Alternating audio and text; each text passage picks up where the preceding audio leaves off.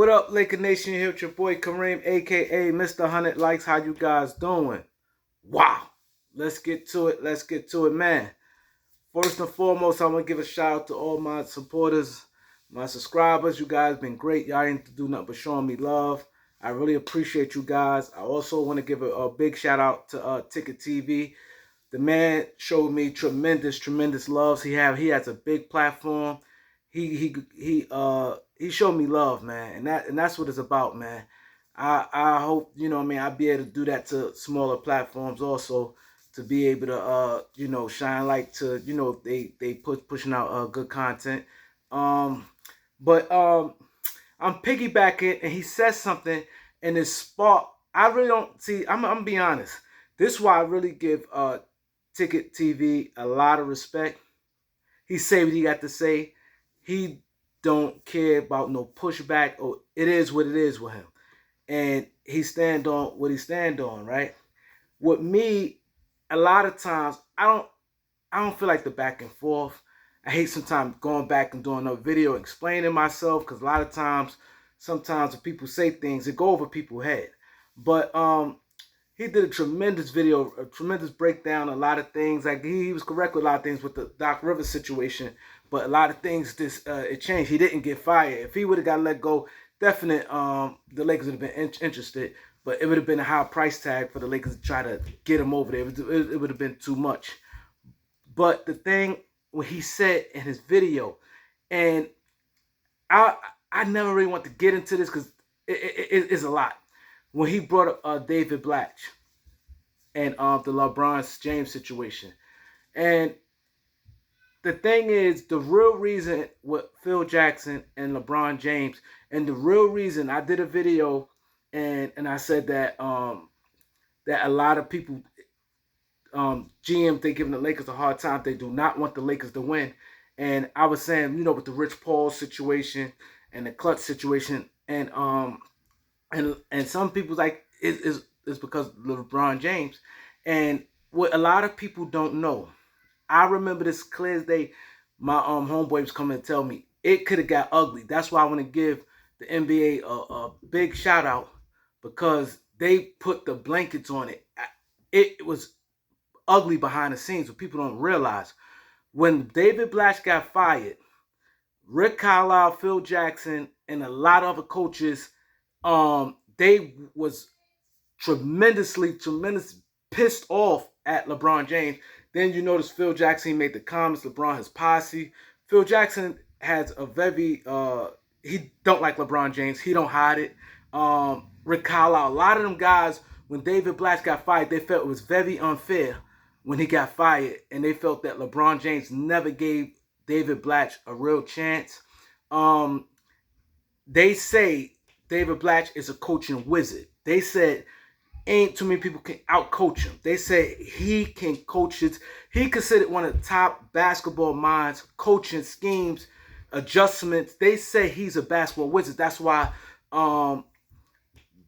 Cleveland hired him. They said he was a wizard, but they felt LeBron James, maybe because he was an overseas coach, never gave him the true opportunity and never really endorsed him like that. And to push Ty Lue in the door, and it was a lot behind that. And to this day, a lot of coaching. That's why now what happening, you're seeing like a lot of now the new coaching coming in, but a lot of the old coaching who was coaching around that time, general managers, it pissed a lot of people off. So when I was saying about the Rob Pelinka, when people was like, "Oh, nobody want to deal with Rob Pelinka," and my guy told me that it's not Rob Pelinka. People don't hate Rob Pelinka like people think they hate him. People, the media throwing it out there that they hate Rob Pelinka. He's saying that Rob Pelinka's not the case. And I was saying with the Rich Paul, and then it's definitely a LeBron James factor. So before you guys come on here, oh, this, that, and the third, I'm just giving y'all the message. I got some content, some information. I'm giving y'all information. This is not coming from me. This is not how I don't have no horse in this race. I'm just giving y'all the behind the scenes things, how things got crazy behind. And Carmelo and Phil Jackson relationship is not good, because Carmelo's LeBron boy, and Carmelo rode with LeBron James on a lot of situations, and that was one reason Bron said he would never play for the Knicks, and it's real because Phil Jackson feel that just he feel that it's too much with him. Just go out and play what you have, and that's why it is like a lot of racial attention. I don't really like talk about this subject. Like I said, that's why I give Ticket TV all praise, because he hits it, and he do a tremendous job at this. I really don't do a good job as really explaining exactly what it is. Because then I'm trying to watch people, because people take any little thing you say. Oh, it's a black man. This and that. It'd be too much.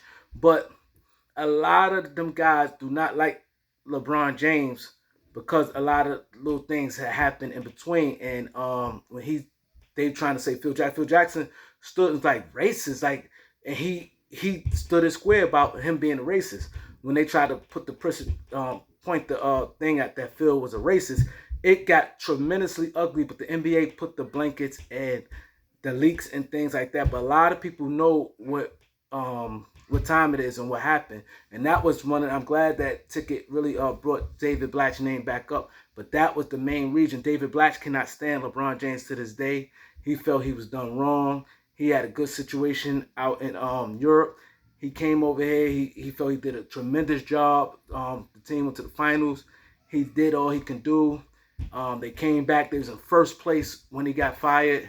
It was just a lot. And LeBron didn't totally give him the support right there. And then, then Ty Lue came up, and it is. And one thing Ty Lue did give David Blatt, I remember he said David Blatt is a hell of a coach.